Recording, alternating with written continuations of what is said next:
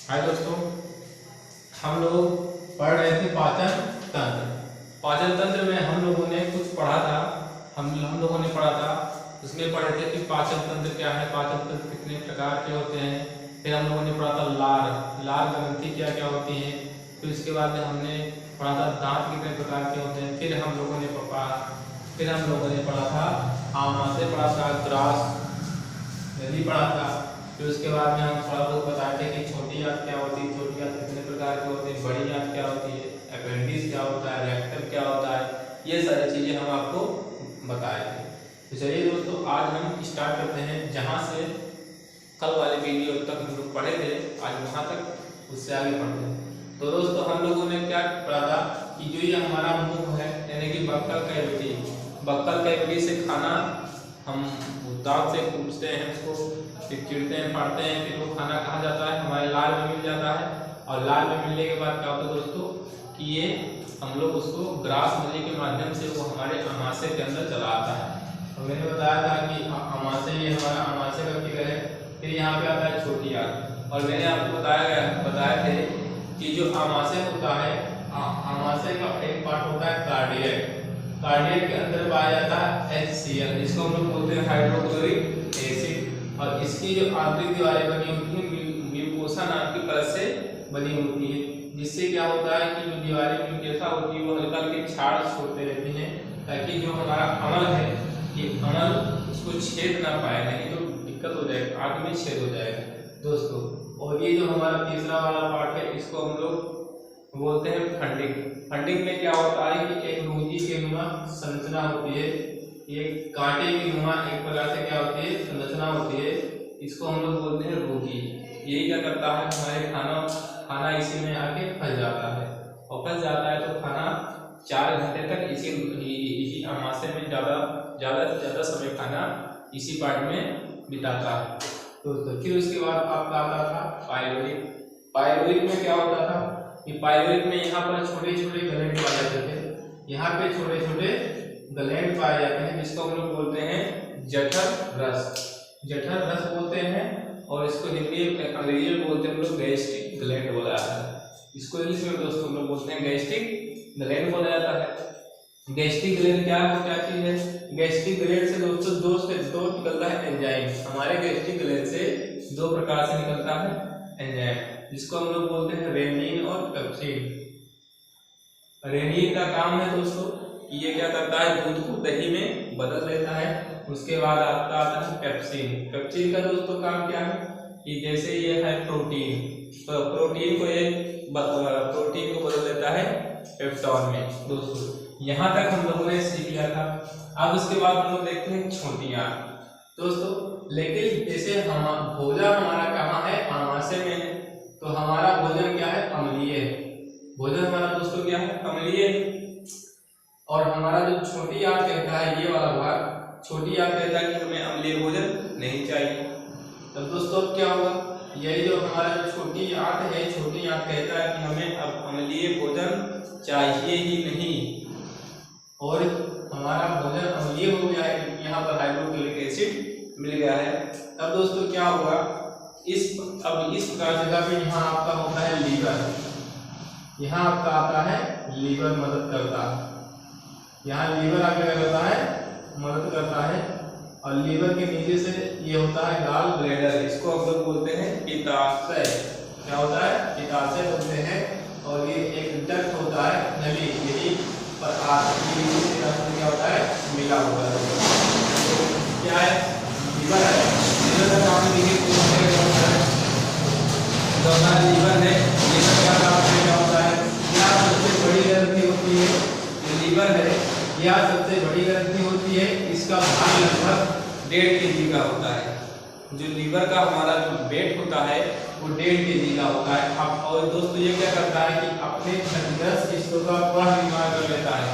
क्योंकि जब हम लोग कोशिका पढ़ रहे थे तो कोशिका में हमने आपको बताया था कि जो लीवर होता है, लीवर में सेल डिवीजन बहुत ही तेजी से होता है। और लीवर में हमारे चोट भी अगर लग जाएगा तो लीवर जो है वो अपना पुनर्निर्माण कोशिका डिवीजन उसमें बहुत तेजी से होता है, और वो ऑटोमेटिक अपने आप से हो क्या कर सकता है, वो लीवर को ठीक कर सकता है दोस्तों। यकृत में पित्त का निर्माण होता है। ये हमारा है लीवर, ये लीवर है और लीवर के जस्ट नीचे आपका होता है गाल ब्लैडर। गाल ब्लैडर के आप इसको बोलते हैं पित्ताशय। लीवर बनाता है पित्त और पित्त जाके स्टोर होता है पित्ताशय में। और दोस्तों ये पित्ताशय क्या होता है, क्षारीय होता है।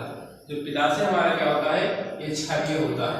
अब जैसे यहाँ पे हमारा भोजन आमाशय से आएगा छोटी आंत में, तो दोस्तों जो छोटी आंत में आएगा तो और ये छोटी आंत कहता है हमें भोजन चाहिए, भोजन जो है हमें अम्लीय भोजन नहीं चाहिए।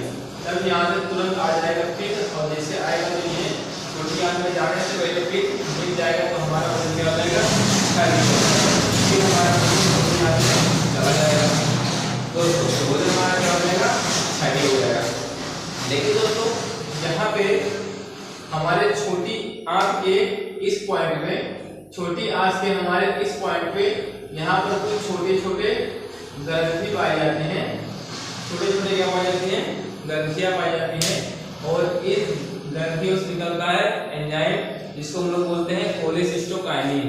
कोलेसिस्टोकाइनिन, जो कोलेसिस्टोकाइनिन होता है दोस्तों, कोलेसिस्टोकाइनिन आदेश देता है पित्ताशय को कि खाना अम्लीय आ रहा है, अब तुम छोड़िए गाल को, यानी कि पित्त को आप छोड़ दीजिए। फिर जैसे वो उसको आदेश देगा तुरंत ये इसको क्या करेगा, पित्त को छोड़ देगा। फिर ये हमारा जो अम्लीय खाना आ रहा था उसमें क्षार मिल जाएगा तो खाना हमारा क्या हो जाएगा, क्षारीय हो जाएगा। और फिर दोस्तों यहाँ जस्ट इसके पीछे आपका होता है पेंक्रियाज। इसके जस्ट हमारे इसके पीछे के साइड में होता है हमारा पेंक्रियाज। ये बड़ा सा होता है, ये अमाशय के उस पार्ट में होता है, जो होता है अमाशय के उस पार्ट, इसको बोलते हैं लोग पेंक्रियाज। इसको हम लोग बोलते हैं, इसको अग्नाशय दोस्तों बोलते हैं। क्या बोलते हैं इसको, हम अग्नाशय बोलते हैं और इंग्लिश में बोला जाता है इसको पेंक्रियाज। ये क्या करता है, जैसे अब यहाँ से आ गया हमारा भोजन, क्षारीय हो गया, भोजन आ गया छोटी आंत में। अब ये यहाँ से भी एक डक्ट होती है, नली जो होता है हमारी छोटी आंत में मिली होती है। अब जैसे खाना इसमें आता है ये भी छोड़ता है 3 एंजाइम, लेकिन इस एंजाइम को कौन बताएगा कि आप छोड़िए, अगर अग्नाशय को कौन बताएगा, तो एक हार्मोन होता है जिसका नाम होता है सिक्रेटिन। इसका नाम होता है सिक्रेटिन। जो सिक्रेटिन हार्मोन होता है वो हमारे अग्नाशय को आदेश देता है कि अब आप एंजाइम को छोड़िए। तो वो कौन कौन से एंजाइम छोड़ता है, आपका है लाइपेज होता है, एमाइलेज होता है और ट्रेप्सिन होता है। लाइपेज, एमाइलेज और ट्रेप्सिन, ये 3 एंजाइम दोस्तों ये क्या करता है, छोड़ देता है। उसके बाद में फिर यहाँ पर वो अपना काम करेंगे पाचन, कोई प्रोटीन का पाचन करेगा, कोई वसा का पाचन करेगा, कोई फैट का पाचन करेगा, कोई स्टार्च का पाचन करेगा। ये सारी चीजें दोस्तों हो जाएंगी। फिर देखिए अब खाना हमारा आता है और दोस्तों ये वाला पार्ट होता है, इसको हम लोग बोलते हैं रेक्टम। इसको सॉरी दोस्तों रेक्टम नहीं बोलते, इसको बोलते हैं हम लोग अपेंडिक्स। क्या बोलते हैं, अपेंडिक्स बोलते हैं। ये दोस्तों के अपेंडिक्स क्या होता है, ये हमारे शरीर में सेल्यूलोज का पाचन करता है। जैसे हम लोग फल फ्रूट खाते हैं, खाना वगैरह कुछ भी खाते हैं, तो उसके अंदर कुछ ना कुछ सेल्यूलोज की मात्राएं होती ही होती हैं। तो जब सेल्यूलोज की मात्राएं होती है तो उसका भी पाचन करना जरूरी है। तो वही जो पाचन का काम करता है ये आपका होता है अपेंडिक्स। ये दोस्तों ये जानवरों में बहुत बड़ा होता है, क्योंकि जो जानवर होते हैं हमेशा वो घास फूस ही वो चारा खाते हैं, घास फूस ही ज्यादा खाते हैं।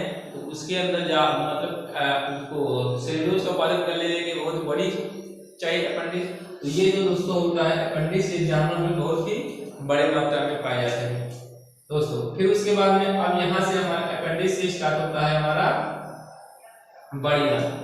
लेकिन दोस्तों देखिए अपेंडिक्स में क्या, जैसे हमने कुछ खाना वगैरह खाया और ये जाता है, अगर अपेंडिक्स में फंस जाता है, अगर ये अपेंडिक्स में फंस भी जाएगा तो अपेंडिक्स में सड़न पैदा हो जाएगा और दर्द होता है। तो डॉक्टर लोग क्या करते हैं कि इस अपेंडिक्स को ही काट के निकाल देते हैं, उससे कोई दिक्कत नहीं होता है। इस बढ़िया से जोड़ दिया जाता है। इसका खाली काम क्या है कि सेल्यूलोज का पाचन करना, बाकी कुछ नहीं है। इसको निकाल दिया जाता है। फिर अब दोस्तों जब सेल्यूलोज का पाचन हो जाएगा फिर हमारा भोजन है हो जाता है हमारी बड़ी आंत में। अब बड़ी आंत में दोस्तों 2 काम होता है। बड़ी आंत में जो हमारा काइल होता है यानी कि लेट्रिन यहाँ पे पीलापन होता है और पीलापन होने के बाद में यहाँ से पानी का एब्जॉर्प्शन होता है, पानी को एब्जॉर्प्शन होता है दोस्तों। देखिए जैसे हमारा भोजन जो है छोटी आंत से जाएगा बड़ी आंत में, बड़ी आंत में जाएगा तो बड़ी आंत में केवल दो काम होता है, इसमें पानी क्या होगा एब्जॉर्प्शन और लेटरिन को कर देगा ये पीला। तो दोस्तों जो हमारा बड़ी आंत है ये क्या करता है, ये पानी का क्या करता है एब्जॉर्प्शन करता है। दोस्तों जैसे पानी हम लोगों ने पिया तो हमारा ये आमाशय यहाँ मिल गया हाइड्रोक्लोरिक एसिड पीले छोटी आंत में आएगा, ये खाना को पड़े थे छोटी आंत में खाना एकदम से छोटे टुकड़े में टूट जाता है और छोटी आंत में ही खाना का पाचन पूरा कंप्लीट हो जाता है।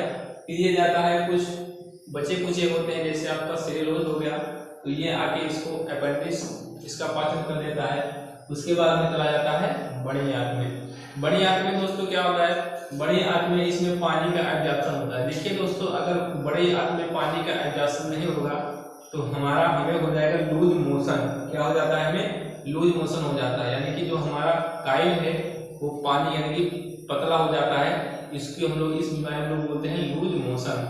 क्योंकि दोस्तों क्या होता है कि जो हमारी बड़ी आंत होती है ये पानी का एब्जॉर्प्शन नहीं करती है, तो पानी का एब्जॉर्प्शन नहीं करती है तो हमारा जो लेटरिन है यानी कि जो काइल है ये क्या होगा, ये ढीला रहेगा और इसी को हम लोग बोलते हैं कि हमें क्या हो गया है, हमारा पेट गड़बड़ हो गया है। ठीक है, और यहीं पे आपका निकलता है बिलोरुबिन, एक क्या निकलता है बिलोरुबिन निकलता है, जिससे क्या होता है कि लेटरिन पीला हो जाता है। बिलोरुबिन का काम है कि वो लेटरिन को पीला कर देना।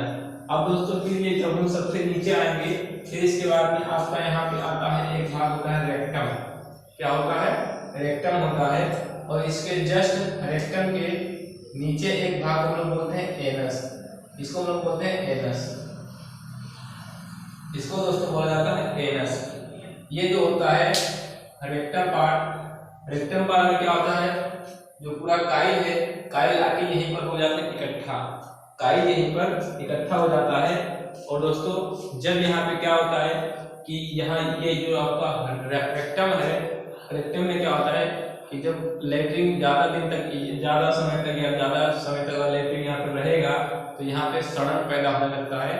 और दोस्तों यहाँ पर जलन बहुत ही भयानक, जिससे क्या होता है हमें लेटरिन करने में या फ्रेश होने में बहुत ही ज़्यादा क्या होती है दिक्कत होती है, यानी कि जलन पैदा हो जाता है। और इस बीमारी को सब लोग बोलते हैं देहात में बवासीर हो गया है और पाइल्स के नाम से भी जाना जाता है, बवासीर और पाइल्स के नाम से भी जाना जाता है। और उसके बाद सबसे नीचे आपका आता है एनस, और एनस के रास्ते से जो हमारा काइल है वो लेटरिन के रूप में एनस से बाहर निकल जाता है। तो आई होप दोस्तों ये आपको समझ में आ गया होगा, ये पाचन तंत्र कंप्लीट हो गया दोस्तों, इससे आगे पाचन तंत्र कुछ नहीं है।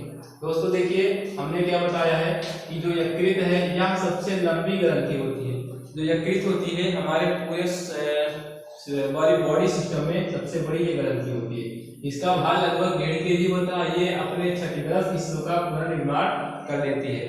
यानी कि अगर हमारे लीवर में कहीं पर चोट लग गया है तो ये इसमें सेल डिवीजन बहुत ही ज्यादा तेजी से ये स्वयं उसका निर्माण कर लेती है। यकृत में पित्त का निर्माण होता है, मैंने बताया कि यकृत में पित्त का निर्माण होता है और पित्त जाके स्टोर होता है पित्ताशय में दोस्तों। फिर आपका आता है पित्ताशय, पित्ताशय क्या होता है, इसमें यकृत द्वारा बनाया गया पित्त जमा रहता है, क्योंकि पित्त का निर्माण तो करता है लीवर, लेकिन ये आके स्टोर होता है पित्ताशय में। इसमें पित्त का निर्माण नहीं होता है, जो हमारा पित्ताशय होता है पित्ताशय में पित्त का निर्माण नहीं होता है। पित्त का निर्माण कहाँ होता है, लीवर में, पित्ताशय में तो आके स्टोर रहता है। पित्ताशय यकृत के ठीक नीचे होता है, जो पित्ताशय होता है इसलिए फिगर बना है लीवर के जस्ट क्या होता है ठीक उसके नीचे ही होता है। जो पित्त होता है वो क्षारीय होता है, जो पित्त होता है क्षारीय होता है दोस्तों। क्यों, क्योंकि जो हमारा यहाँ पर अम्लीय भोजन है अगर ये क्षारीय नहीं होता तो कैसे हमारे भोजन को क्षारीय बना पाता, क्योंकि जो हमारा अम्लीय भोजन छोटी आंत कहता है हमें अम्लीय भोजन चाहिए ही नहीं, तो यहाँ से पित्त यहाँ से कोलेसिस्टों का आ देगा लीवर को, या पित्त छोड़िए तो तुरंत वो पित्त छोड़ देगा और हमारा खाना क्या हो जाएगा क्षारीय हो जाता है और भोजन क्षारीय बना देता है इसको। फिर आपका आता है बड़ी आंत। बड़ी आंत छोटी आंत की तुलना में अधिक चौड़ी होती है। जो बड़ी आंत होती है ये हमारी छोटी आंत क्या है पतली है, और बड़ी आंत क्या होती है इससे क्या होती है चौड़ी होती है, तुलना में अधिक चौड़ी होती है किंतु लंबाई में छोटी है। जो हमारी ये छोटी आंत बहुत ही ज्यादा लंबी होती है और छोटी बड़ी आंत क्या होती है, बहुत ही ज़्यादा मतलब उतना लंबा नहीं होता है। बड़ी आंत में भोजन का पाचन नहीं होता है दोस्तों। इसमें भोजन, बड़ी आंत में कोई भोजन का पाचन नहीं होता है। इसमें केवल जल का अवशोषण होता है, इसमें केवल जल का अवशोषण होता है और इसमें लेट्रिन का पीलापन होता है। फिर दोस्तों लिखा है आपका अपेंडिक्स। यह हमारे शरीर में एक अवशेषी अंग है जो अब आप ये भी यहाँ लिखा है अपेंडिक्स। अपेंडिक्स क्या करता है, यह हमारे शरीर में सबसे छोटा अंग है। यह सेल्यूलोज का पाचन करता है। यह जानवरों में बहुत ही बड़ा होता है दोस्तों। ये जानवरों में बहुत ही बड़ा, क्योंकि जो जानवर होते हैं हम लोग की तरह दाल भात सब्जी चावल नहीं खाते हैं। वो केवल खाते हैं तो चरी हो गया, मतलब घास वगैरह के लोग खाते हैं, चरी वही खाते हैं। तो उसमें सेल्यूलोज की मात्रा बहुत ही ज़्यादा, मतलब वो जितना भी खाते हैं जानवर जैसे गाय होगी, भैंस होगी, तो इन सब में सेल्यूलोज की मात्रा बहुत ही ज़्यादा होती है। तो उनको पचाने के लिए अपेंडिक्स बहुत ही बड़ा चाहिए दोस्तों। तो इसलिए उनके जानवरों में अपेंडिक्स की बहुत ही बड़ी मात्रा में अपेंडिक्स पाया जाता है दोस्तों। आई होप आपको समझ में आ गया होगा। अगर दोस्तों आपको नहीं समझ में आया है तो हमारा वीडियो को दोबारा देखिएगा दोस्तों, समझ में आ जाएगा दोस्तों। अगर आपको हमारे पढ़ाने का मेथड समझ में आ रहा है दोस्तों, प्लीज़ हमारे चैनल को लाइक कीजिए, सब्सक्राइब कीजिए और अपने दोस्तों तक शेयर कीजिए। चलिए दोस्तों, तब तक अब हम कल दोस्तों आपको पढ़ाएंगे रेस्पिरेशन सिस्टम, इसको हिंदी में बोलते हैं फेफड़ा। क्या बोलते हैं, फेफड़ा, यानी कि श्वसन तंत्र। श्वसन तंत्र में दोस्तों क्या होता है कि हम लोग सांस लेते हैं, सांस लेते हैं तो सांस यानी कि ऑक्सीजन हमारे शरीर में किन रास्तों से गमन करता है और कहाँ कहाँ जाता है दोस्तों। कल हम श्वसन के बारे में पढ़ेंगे। चलिए दोस्तों, तब तक के लिए हम लोग आज छुट्टी करते हैं यहीं पे। कल मिलते हैं हम लोग नेक्स्ट वीडियो में। तो जय हिंद।